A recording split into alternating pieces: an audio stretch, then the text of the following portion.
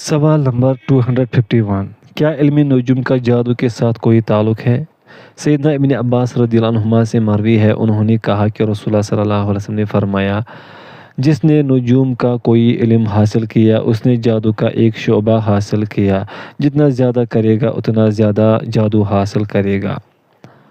سوال نمبر 252، کیا اہل کتاب جادوگر کو مسلمان جادوگر کی طرح قتل کیا جائے گا؟ امام مالک رحمہ اللہ کا فرمان ہے، اگر وہ مسلمانوں کو تکلیف نہ دے تو اسے قتل نہیں کیا جا سکتا۔ امام شافعی رحمہ اللہ نے فرمایا، اس کے جادو کی بنا پر اسے قتل نہیں کیا جائے گا۔ امام احمد رحمہ اللہ نے فرمایا، وہ اپنے جادو کی وجہ سے کافر قرار دیا جائے گا، قتل کیا جائے یا نہ قتل کیا جائے لیکن کافر قرار دیا جائے گا۔ سوال نمبر 253، کیا خوبصورت کلام کا القاء جادو ہے؟ نبی اکرم صلی اللہ علیہ وسلم فرمایا کرتے تھے،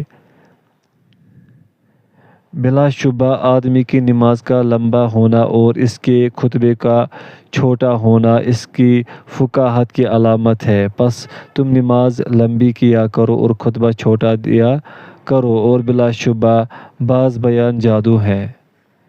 یہ بھی روایت کیا گیا ہے کہ ایک آدمی نے عمر بن عبدالعزیز کے پاس بلی کلام کی تو عمر رحمہ اللہ نے کہا، اللہ کی قسم یہ حلال جادو ہے۔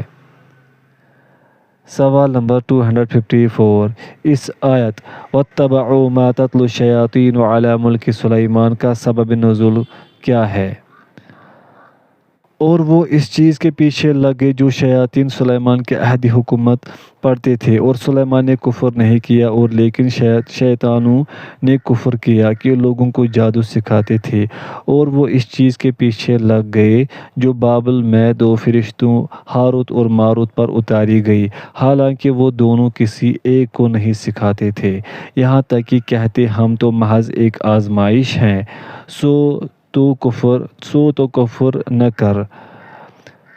پھر وہ ان دونوں سے وہ چیز سیکھتے جس کے ساتھ وہ مرد اور اس کی بیوی کے درمیان جدائی ڈال دیتے، اور وہ اس کے ساتھ ہرگز کسی کو نقصان پہنچانے والے نہ تھے مگر اللہ کے اذن کے ساتھ، اور وہ ایسی چیز سیکھتے تھے جو انہیں نقصان پہنچاتی اور انہیں فائدہ نہ دیتی تھی، حالانکہ بلا شبہ یقیناً وہ جان چکے تھے کہ جس نے اسے خریدا آخرت میں اس کا کوئی حصہ نہیں، اور بے شک بری ہے وہ چیز جس کے بدلے انہوں نے اپنے آپ کو بیچ ڈالا، کاش وہ جانتے ہوتے۔ سبب نزول، یہودی نبی اکرم صلی اللہ علیہ وسلم سے تورات کی کسی بھی چیز کے بارے پوچھتے تو آپ صلی اللہ علیہ وسلم جواب دے دیتے، پھر انہوں نے آپ صلی اللہ علیہ وسلم سے جادو کے بارے میں سوال کیا تو یہ آیت نازل ہوئی۔ ایک دوسرا قول یہ ہے کہ جب سلیمان علیہ السلام کا قرآن میں ذکر ہوا تو مدینہ کے یہودی کہنے لگے، کیا تمہیں محمد صلی اللہ علیہ وسلم پر تعجب نہیں ہوتا جو یہ گمان کرتے ہیں کہ داؤد علیہ السلام کا بیٹا نبی تھا؟ اللہ کی قسم وہ تو صرف جادوگر تھا۔ اس کے جواب میں یہ آیت نازل ہوئی۔ سوال نمبر 255، جادو سیکھنے کا کیا حکم ہے؟ جادو سیکھنا حرام ہے۔ جمہور علماء اس بات کی طرف گئے ہیں کہ جادو کبیرہ اور موجب ہلاکت گناہ ہے اور اس کا سیکھنا اور سکھانا حرام ہے، کیونکہ قرآن کریم نے کئی مقامات پر اس کی مذمت کی ہے اور واضح بیان کیا ہے کہ وہ کفر ہے، اس لیے اس کی تعلیم حرام ہے۔ اسی طرح سے نبی اکرم صلی اللہ علیہ وسلم کا فرمان بھی اس کی تائید کرتا ہے۔ ترجمہ، ساتھ ہلاک کرنے والے کاموں سے بچو۔ صحابہ نے کہا، وہ کون سے ہیں؟ آپ صلی اللہ علیہ وسلم نے فرمایا، اللہ کے ساتھ شریک کرنا، جادو اور اس جان کو جسے اللہ نے حرام کیا ہے، ناحق قتل کرنا، سود کھانا، یتیم کا مال کھانا، لڑائی کے دن بھاگ جانا اور پاک دامن غافل مومن عورتوں پر تہمت لگانا۔ سوال نمبر 256، سیدہ عائشہ رضی اللہ عنہا پر ہونے والے جادو کا کیا قصہ ہے؟ سیدہ عائشہ رضی اللہ عنہا سے ان پر ہونے والے جادو کے بارے میں منقول اثر کا ایک قوی شاہد ہے۔ عمرہ عمرہ رضی اللہ عنہ سے بھی ثابت ہے کہ انہوں نے کہا سیدہ عائشہ رضی اللہ عنہ بیمار ہو گئی اور ان کی بیماری طول پکڑ گئی۔ مدینہ میں ایک آدمی آیا جو علاج کیا کرتا تھا۔ سیدہ عائشہ رضی اللہ عنہ کا بھتیجا انہیں اس کے پاس لے گیا تاکہ ان کی بیماری کے بارے اس سے پوچھے، تو اس نے کہا اللہ کی قسم تم ایسی عورت کی بات کر رہے ہو جو جادو زدہ ہے، اس پر اس کی لونڈی نے جادو کیا ہوا ہے۔ اس سے پوچھا گیا تو اس نے کہا میں نے ارادہ کیا تھا کہ وہ فوت ہو جائے اور میں آزاد ہو جاؤں۔ راوی نے کہا وہ لونڈی مدبرہ مالک کی وفات کے بعد آزاد ہونے والی تھی۔ سیدہ عائشہ رضی اللہ عنہ نے کہا اسے عرب کے سب سے برے مالکوں کو بیچ دو اور اس کی قیمت سے ایک اور لونڈی خرید لو۔ سوال نمبر 257 ربط کیا ہوتا ہے؟ وہ جادو کی ایک قسم ہے۔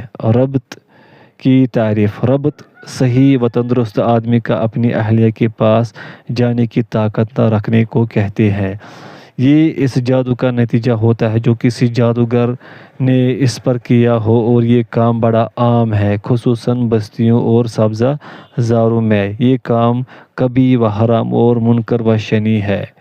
ربط سے جذبات کا مرکز معطل ہو جاتا ہے، جس سے ان رگوں کی طرف پیغام رسانی کرنے والے اشارات میں جمود آ جاتا ہے جو قلب میں خون کو گراتی ہیں، چنانچہ وہ لٹک جاتا ہے اور سکڑ جاتا ہے۔ اللہ تعالیٰ کا فرمان ہے۔ ترجمہ: پھر وہ ان دونوں سے وہ چیز سیکھتے جس کے ساتھ وہ مرد اور اس کی بیوی کے درمیان جدائی ڈال دیتے۔ سورۃ البقرہ۔ اس کا علاج وہی ہے جو ہم نے جادو کے باب میں بیان کیا ہے، کیونکہ یہ بھی جادو کی ایک نوع ہے۔ سوال نمبر 258 میں جادو کی مصیبت میں گرفتار ہوں، کیا مجھے دعا کرنا کوئی فائدہ دے گا؟ جی ہاں، دعا کرنا آپ کو نفع دے گا کیونکہ آپ مظلوم ہیں۔ نبی اکرم صلی اللہ علیہ وسلم سے روایت ہے، آپ صلی اللہ علیہ وسلم نے فرمایا مظلوم کی بد دعا سے بچو، اس لیے کہ اس کے اور اس کے درمیان کوئی حجاب نہیں ہوتا۔ نبی اکرم صلی اللہ علیہ وسلم کے اس فرمان کی بنا پر ہم اور دیگر مسلمان بھی آپ کے لیے دعا گو ہیں۔ مسلمان کا اپنے بھائی کے لیے اس کی عدم موجودگی میں دعا کرنا اللہ کی بارگاہ میں قبولیت پاتا ہے۔ جو اپنے بھائی کے لیے خیر کی دعا کرتا ہے، اس کے سر کے پاس ایک فرشتہ مقرر ہوتا ہے جو اس کی دعا پر آمین کہتا ہے اور ساتھ ہی اسے کہتا ہے تیرے لیے بھی اس کی مثل ہو۔ سوال نمبر 259 اسلام جادوگروں کے پاس جانے سے کیوں روکتا ہے؟ اسلام ایک کامل و مکمل دین ہے۔ جادوگروں کی پناہ کو مباح قرار دینا یہ ظاہر کرتا ہے کہ جادوگر کی قدرت نعوذ باللہ اللہ کی قدرت پر غالب ہے، جبکہ مخلوق کی قدرت کو اللہ کی قدرت کے قریب کہنا بھی درست نہیں۔ بلا شبہ جو اسے مباح قرار دیتا ہے اس نے نبی کریم صلی اللہ علیہ وسلم کا یہ فرمان نہیں پڑھا۔ جو کسی نجومی یا کاہن کے پاس گیا اور اس کے کہے پر یقین کیا، بلا شبہ اس نے محمد صلی اللہ علیہ وسلم پر نازل ہونے والی شریعت کا انکار کیا۔ سوال نمبر 260 غیلان کیا ہے؟ عبداللہ بن عبید بن عمیر سے روایت ہے کہ رسول اللہ صلی اللہ علیہ وسلم سے غیلان کے بارے میں سوال ہوا تو آپ صلی اللہ علیہ وسلم نے فرمایا وہ جادوگر جن ہے۔ اسی طرح آپ صلی اللہ علیہ وسلم کا فرمان ہے الغیلان وہ جادوگر جن ہیں جو لوگوں کو سیدھے راستے سے گمراہ کر کے فتنے میں ڈالتے ہیں۔ تغولت کا معنی یہ ہے کہ وہ تمہارے لیے مختلف صورتوں میں ظاہر ہوتے ہیں۔ فبادروا بالاذان یعنی با آواز بلند اذان کہنے میں جلدی کرو، اس لیے کہ وہ بھاگ جائے گا اور تم اس کے شر سے بچ جاؤ گے، کیونکہ شیاطین اذان سننے کے وقت پیٹ پھیر کر بھاگ جاتے ہیں۔ سوال نمبر 261 کیا کوئی شخص جادو یا حسد کا علاج بذات خود کر سکتا ہے؟ ہاں، اس مسئلے میں یہی ہمارا بنیادی ہدف ہے، کیونکہ اسلام ثالثوں کا روادار نہیں۔ مریض اپنے آپ سے بذات خود جادو کو دور کر سکتا ہے اور اس میں اسے کسی دوسرے کی مدد کی ضرورت ہی نہیں۔ پس علاج بھی تو مریض کی یقین کا محتاج ہے، پھر اس کی رضا کا، بالآخر صبر کا۔ اپنے جسم کے جس حصے پر تو درد محسوس کرتا ہے وہاں اپنا ہاتھ رکھ اور کہہ اذہب الباس رب الناس اشف انت شافی لا شفاء الا شفاؤک شفاء لا یغادر سقما۔ پھر تو 3 بار بسم اللہ پڑھ کر 7 بار اعوذ باللہ و قدرتہ من شر ما اجد و احاذر۔ پھر اپنے دونوں ہاتھوں کو اکٹھا کر کے ان میں پھونک لگا اور اخلاص، فلق اور ناس 3 صورتیں پڑھ۔ پھر تو اپنے سر، چہرے اور جسم کے جس حصے تک ہاتھ پھیر سکتا ہے پھیر اور ایسا 3 بار کر۔ سورۃ البقرہ مکمل پڑھنا بھی جادو کا علاج ہے۔ سوال نمبر 262، نبی اکرم صلی اللہ علیہ وسلم کو سینگی کے ساتھ علاج کا حکم کب دیا گیا؟ سیدنا انس بن مالک رضی اللہ عنہ سے مروی ہے، انہوں نے کہا کہ رسول اللہ صلی اللہ علیہ وسلم نے فرمایا، جس رات مجھے معراج نصیب ہوئی میں فرشتوں کے جس گروہ کے پاس سے بھی گزرا، انہوں نے مجھے یہ ضرور کہا، اے محمد صلی اللہ علیہ وسلم اپنی امت کو سینگی لگوانے کا حکم دے۔ حدیث نمبر 263، جادو زدہ شخص کو دوران قرات کون کون سے عوارض لاحق ہو سکتے ہیں؟ شدید تنگی محسوس کرے گا، قرات سے بے قراری کا اظہار کرے گا، مریض رونے کے لیے فوراً تیار ہو جائے گا اور بذات خود وہ اس رونے سے تعجب کرے گا، خصوصاً جادو کی آیات کی تلاوت کے وقت اس پر چلانے کی کیفیت ہو جائے گی، نیند کی طرف میلان بڑھے گا، کبھی جسم کا پھولنا ظاہر ہوگا جو پیٹ یا چہرے پر دکھائی دے گا اور کبھی جسم کا سکڑنا ظاہر ہوگا، خصوصاً اطراف بدن میں، نہ وہ قرات کا جواب دے گا اور نہ علاج ہی میں جلدی چاہے گا۔ سوال نمبر 264، میں دجال اور شعبدہ باز کی پہچان کیسے کروں؟ پوائنٹ فرسٹ، وہ مریض سے اس کا اور اس کی ماں کے نام کا سوال کرے گا۔ پوائنٹ سیکنڈ، مریض کے آثار میں سے کوئی اثر کپڑا، رومال یا ٹوپی پکڑے گا۔ پوائنٹ تھرڈ، بسا اوقات وہ ذبح کرنے کے لیے مخصوص صفات کا حامل جانور طلب کرے گا اور اس پر اللہ کا نام ذکر نہ کرے گا۔ پوائنٹ فورتھ، کئی طرح کے طلاسم لکھے گا اور سمجھ سے بالاتر وظائف پڑھے گا۔ پوائنٹ ففتھ، مریض کو چند تہوں میں لپٹا ہوا کپڑا دے گا جس کے اندر کچھ حروف یا نمبر ہوں گے۔ پوائنٹ سکس، وہ مریض کو حکم دے گا کہ وہ ایک معین مدت تک لوگوں سے ایسے کمرے میں الگ تھلگ رہے جہاں دھوپ داخل نہیں ہو سکتی، جسے عام طور پر لوگ تہ خانہ کہتے ہیں۔ پوائنٹ سیونتھ، کبھی وہ مریض سے ایک معین مدت تک پانی کو نہ چھونے کا مطالبہ کرے گا۔ پوائنٹ ایٹھ، مریض کو زمین میں دفن کرنے کے لیے کچھ چیزیں دے گا۔ پوائنٹ نائنتھ، وہ مریض کو جلانے اور سمندر میں ڈالنے کے لیے کچھ اوراق دے گا۔ پوائنٹ ٹینتھ، کبھی کبھار وہ مریض کا نام، اس کی ماں کا نام اور اس کے شہر اور مشکل کا نام بتا دے گا۔ پوائنٹ 11، کسی برے کام کا مطالبہ کرے گا، مثلاً کہے گا قرآن کو چھونا نہیں ہے، قرآن کو پڑھنا نہیں ہے، یا تم نے نماز نہیں پڑھنی، یا موسیقی سنا کر وغیرہ، اس لیے ان کی طرف جانے سے بچنا ضروری ہے۔ سوال نمبر 265، کیا حسد کوئی حقیقت ہے یا کوئی من گھڑت چیز؟ حسد ایک حقیقت ہے اور جو احادیث جان لینے کے باوجود اس کا اعتراف نہ کرے وہ کافر ہے۔ اس کے دلائل درج ذیل ہے۔ ترجمہ، یا وہ لوگوں سے حسد کرتے ہیں جو اللہ نے انہیں اپنے فضل سے دیا ہے، تو ہم نے تو آل ابراہیم کو کتاب اور حکمت عطا فرمائی اور ہم نے انہیں بہت بڑی سلطنت عطا فرمائی۔ سورۃ النساء آیت نمبر 54۔ اس کے بعد سورۃ الفلق، تو کہہ میں پناہ پکڑتا ہوں لوگوں کے رب کی، لوگوں کے بادشاہ کی، لوگوں کے رب کی وسوسہ ڈالنے والے کے شر سے جو ہٹ کر آنے والا ہے، جو لوگوں کے سینوں میں وسوسہ ڈالتا ہے جنوں اور انسانوں میں سے۔ سورۃ الفلق۔ سیدنا ابو ہریرہ رضی اللہ عنہ سے روایت ہے، وہ رسول اللہ صلی اللہ علیہ وسلم سے روایت کرتے ہیں کہ آپ صلی اللہ علیہ وسلم نے فرمایا، نظر حق ہے۔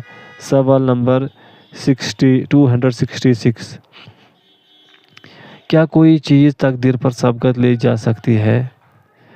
اسماء بنت امیس رضی اللہ عنہا سے روایت ہے، انہوں نے کہا کہ اے اللہ کے رسول صلی اللہ علیہ وسلم، میرا بیٹا جعفر نظر کا شکار ہو گیا ہے، کیا میں اسے دم کر سکتی ہوں؟ تو آپ صلی اللہ علیہ وسلم نے فرمایا، ہاں، اگر کوئی چیز قضا پر سبقت لینے والی تو وہ نظر ہوتی۔ نیز سیدنا جابر رضی اللہ عنہ سے مرفوعاً مروی ہے، بلا شبہ نظر آدمی کو قبر میں داخل کر دیتی ہے اور اونٹ کو ہنڈیا میں داخل کر دیتی ہے۔ کچھ نظریں ایسی ہوتی ہیں جو صرف دیکھنے ہی سے انسان پر اثر انداز ہو جاتی ہے، کیونکہ ایسا شخص انتہائی خبیث النفس ہوتا ہے، جو ہی وہ کسی کو دیکھتا ہے فوراً اس کی نظر اثر انداز ہو جاتی ہے۔ سوال نمبر 268، حسد کیا ہے؟ اللہ تعالیٰ نے ایک شخص کو ایک نعمت سے نوازا ہے تو دوسرا شخص تمنا کرتا ہے کہ اس سے نعمت چھن جائے اور مجھے مل جائے، اس کو حسد کہتے ہیں۔ ابلیس نے ہمارے باپ آدم علیہ السلام سے جو حسد کیا وہ پہلا حسد تھا، اور انسانوں کے درمیان پہلا معصیت کا کام قابل کا اپنے بھائی حابیل کو قتل کرنا تھا۔ اللہ تعالیٰ کا فرمان ہے، ترجمہ، اور ان پر آدم کے دو بیٹوں کی خبر کی تلاوت حق کے ساتھ کر، جب ان دونوں نے کچھ قربانی پیش کی تو ان میں سے ایک کی قبول کر لی گئی اور دوسرے کی قبول نہ کی گئی۔ اس نے کہا، میں تجھے ضرور ہی قتل کر دوں گا۔ اس نے کہا، بے شک اللہ متقی لوگوں ہی سے قبول کرتا ہے۔ سورۃ المائدہ۔ سیدنا جابر رضی اللہ عنہ سے مروی ہے کہ نبی کریم صلی اللہ علیہ وسلم نے فرمایا، اللہ تعالیٰ کی قضا و قدر کے بعد کثرت اموات نظر سے ہوں گے۔ حسد قیامت کے قائم ہونے تک امتوں کی بیماری ہے۔ حسد اور ایمان ایک دل میں جمع نہیں ہو سکتے۔ سیدنا انس بن مالک رضی اللہ عنہ سے مروی ہے کہ رسول اللہ صلی اللہ علیہ وسلم نے فرمایا، تم قطع رحمی کرو، نہ ایک دوسرے سے بغض کرو اور نہ حسد کرو، اللہ کے بندو بھائی بھائی ہو جاؤ۔ نیز آپ صلی اللہ علیہ وسلم نے فرمایا، ترجمہ، لوگوں میں سب سے پہلا بہتر مخموم دل اور سچی زبان والا ہے۔ آپ صلی اللہ علیہ وسلم سے پوچھا گیا، قلب مخموم کیا ہے؟ آپ صلی اللہ علیہ وسلم نے فرمایا، وہ ایسا پرہیزگار اور پاکیزہ دل ہے جس میں کوئی گناہ، بغاوت اور حسد نہیں ہوتا۔ کہا گیا، کون اس کے اثر پر ہوتا ہے؟ آپ صلی اللہ علیہ وسلم نے فرمایا، وہ جو دنیا کو برا جانتا اور آخرت کو پسند کرتا ہے۔ کہا گیا، اس کے بعد کون ہے؟ آپ صلی اللہ علیہ وسلم نے فرمایا، حسن اخلاق والا مومن۔ ابو عبید نے ذکر کیا ہے کہ النقی سے مراد وہ ہے جس کے دل میں حسد اور کینہ نہ ہو۔ سوال نمبر 268، کیا حسد کے علاج کی کوئی دلیل ہے؟ ہاں، ام المومنین عائشہ رضی اللہ عنہ سے روایت ہے، انہوں نے کہا، مجھے نبی اکرم صلی اللہ علیہ وسلم نے حکم دیا، یا نبی کریم صلی اللہ علیہ وسلم نے ہمیں نظر سے دم کروانے کا حکم دیا ہے۔ سوال نمبر 269، کیا نظر کا دم کروانا جائز ہے؟ ہاں، عمران بن حسین رضی اللہ عنہ سے مروی ہے کہ بلا شبہ رسول اللہ صلی اللہ علیہ وسلم نے فرمایا، نہیں ہے دم مگر نظر یا بخار سے۔ صحیح مسلم میں سیدنا انس بن مالک رضی اللہ عنہ سے روایت ہے کہ انہوں نے کہا، رسول اللہ صلی اللہ علیہ وسلم نے نظر لگنے، بخار اور چونٹی کے کاٹنے سے دم کروانے کی رخصت دی ہے۔ ام المومنین ام سلمہ رضی اللہ عنہ سے روایت ہے، بلا شبہ نبی کریم صلی اللہ علیہ وسلم نے ان کے گھر میں ایک لڑکی کو دیکھا جس کا چہرہ سیاہی مائل سرخی تھا۔ آپ صلی اللہ علیہ وسلم نے فرمایا، اسے دم کراؤ کیونکہ یہ نظر کا شکار ہے۔ سوال نمبر 270، سب سے پہلا حاسد کون ہے؟ سب سے پہلا حاسد شیطان تھا اور کائنات میں پہلی نافرمانی کی بنیاد بھی حسد تھی۔ جب ابلیس نے اللہ کے ہاں آدم علیہ السلام کے عظیم المرتبہ ہونے پر ان سے حسد کیا تھا، اللہ کا فرمان ہے، ترجمہ: فرمایا تجھے کس چیز نے روکا کہ تو سجدہ نہیں کرتا جب میں نے تجھے حکم دیا؟ اس نے کہا میں اس سے بہتر ہوں، تو نے مجھے آگ سے پیدا کیا اور تو نے اسے مٹی سے پیدا کیا ہے۔ سورۃ الاعراف۔ ایک اور جگہ اس نے کہا کیا تو نے دیکھا یہ شخص جسے تو نے مجھ پر عزت بخشی؟ یقیناً اگر تو مجھے قیامت کے دن تک مہلت دے تو میں بہت تھوڑے لوگوں کو سوا اس کی اولاد ہر صورت جڑ سے اکھاڑ دوں گا۔ سورۃ الاسراء نمبر 271۔ حسد کا علاج کیا ہے؟ درج ذیل طریقوں سے حسد کا علاج کیا جا سکتا ہے۔ پوائنٹ فرسٹ، اللہ نے جو تیری قسمت میں کر دیا اس پر راضی ہو جاؤ۔ پوائنٹ سیکنڈ، حاسد کے ساتھ احسان کرنا۔ پوائنٹ تھرڈ، حاسد کی اذیت پر صبر کرنا۔ پوائنٹ فورتھ، مخفی رکھنا، اپنی ضرورتوں کی تکمیل پر کتمان کے ساتھ مدد حاصل کرو، اس لیے کہ ہر نعمت والے سے حسد کیا جاتا ہے۔ پوائنٹ ففتھ، اللہ کی پناہ مانگتے رہنا اور دم وغیرہ کروانا۔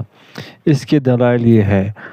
پوائنٹ فرسٹ، اللہ تعالیٰ کا فرمان ہے، ترجمہ: اور وہ لوگ جنہوں نے کفر کیا یقیناً قریب ہے کہ تجھے اپنی نظروں سے گور گور کر ضرور ہی پھسلا دے جب وہ ذکر کو سنتے ہیں اور کہتے ہیں کہ یقیناً یہ تو دیوانہ ہے۔ سورۃ القلم آیت نمبر 51۔ پوائنٹ سیکنڈ، سیدنا ابو ہریرہ رضی اللہ عنہ سے روایت ہے کہ رسول اللہ صلی اللہ علیہ وسلم نے فرمایا، نظر حق ہے۔ پوائنٹ تھرڈ، سیدہ عائشہ رضی اللہ عنہا سے مروی ہے، انہوں نے کہا کہ رسول اللہ صلی اللہ علیہ وسلم نے فرمایا، اللہ کی پناہ مانگا کرو پس بے شک نظر حق ہے۔ پوائنٹ فورتھ، انہی سے روایت ہے، مجھے نبی کریم صلی اللہ علیہ وسلم نے حکم دیا یا نبی مکرم صلی اللہ علیہ وسلم نے ہمیں نظر سے دم کروانے کا حکم دیا۔ سوال نمبر 272، قرآن کریم کے ساتھ حسد کا علاج کیسے کیا جا سکتا ہے؟ درج ذیل سورتوں کی تلاوت کرنے سے حسد کا علاج کیا جاتا ہے۔ سورۃ الکافرون، سورۃ الاخلاص، سورۃ الفلق، سورۃ الناس۔ سوال نمبر 273، جو نظر بد کا مرتکب ہو جائے اسے کیا کرنا چاہیے؟ سہل بن حنیف رضی اللہ عنہ سے روایت ہے کہ بے شک رسول اللہ صلی اللہ علیہ وسلم نے فرمایا، جب تم میں سے کوئی اس چیز کو دیکھے جو اسے اس کی ذات یا مال میں خوش کرتی ہو تو اس کے لیے برکت مانگے، بلا شبہ نظر حق ہے، وہ کہے بسم اللہ ماشاء اللہ بارک اللہ۔ سوال نمبر 274، کیا نبی اکرم صلی اللہ علیہ وسلم نے نظر سے دم کروانے کا حکم دیا ہے؟ سیدہ عائشہ رضی اللہ عنہا سے مروی ہے کہ وہ فرماتی ہیں، مجھے نبی اکرم صلی اللہ علیہ وسلم نے حکم دیا یا نبی کریم صلی اللہ علیہ وسلم نے ہمیں نظر سے دم کروانے کا حکم دیا۔ انہی سے مروی ہے، وہ کہتی ہے، نظر لگانے والے کو حکم دیا جاتا کہ وہ وضو کرے، پھر اس سے غسل کرے جس سے نظر لگی ہے، یعنی حاسد کسی برتن میں وضو کرے، پھر وہ پانی یک بارگی حسد زدہ پر ڈال دیا جائے۔ سوال نمبر 275، کیا کوئی قابل تعریف حسد بھی ہے؟ ہاں، رسول اللہ صلی اللہ علیہ وسلم نے فرمایا، ترجمہ: نہیں ہے حسد مگر دو آدمیوں میں، ایک وہ آدمی جسے اللہ نے قرآن دیا پس وہ دن اور رات کی گھڑیوں میں اس کی تلاوت کرتا ہے، اور دوسرا وہ آدمی جسے اللہ نے مال دیا اور وہ اسے دن اور رات کی گھڑیوں میں خرچ کرتا ہے۔ حسد کی اس نوع کو رشک کا نام دیتے ہیں۔ وہ یہ ہے کہ آدمی دوسرے کے پاس موجود نعمت جیسی نعمت کی تمنا کرے۔ مذموم حسد یہ ہے کہ آدمی دوسرے سے نعمت کے زوال کی خواہش کرے۔ ولا حول ولا قوت الا باللہ العلی العظیم۔ سوال نمبر 276، نظر کا خطرہ کیا ہے؟ سیدنا ابن عباس رضی اللہ عنہما سے مروی ہے، انہوں نے کہا رسول اللہ صلی اللہ علیہ وسلم نے فرمایا نظر حق ہے، اور اگر کوئی چیز تقدیر سے آگے نکل سکتی تو ضرور نظر اس پر سبقت لے جاتی۔ سیدنا جابر رضی اللہ عنہ سے مروی ہے، انہوں نے کہا کہ رسول اللہ صلی اللہ علیہ وسلم نے فرمایا نظر آدمی کو قبر میں اور اونٹ کو ہانڈی میں داخل کر دیتی ہے۔ سوال نمبر 277، جس کی نظر بد لگی ہے اسے کیا کرنا چاہیے؟ نظر لگانے والے کو حکم دیا جائے گا کہ وہ ایک برتن لے اور اس میں اپنا ہاتھ ڈالے، پھر کلی کرے اور کلی والا پانی اس برتن میں ڈالے اور غسل کرے، پھر اپنی بایاں ہاتھ داخل کرے اور اپنا دایاں گھٹنا برتن میں رکھ کر اس پر پانی ڈالے، پھر دایاں ہاتھ داخل کرے اور برتن میں اپنے بائیں گھٹنے کو رکھ کر اس پر پانی ڈالے، پھر اپنی قمیض کے اندرونی حصے کو دھوئے۔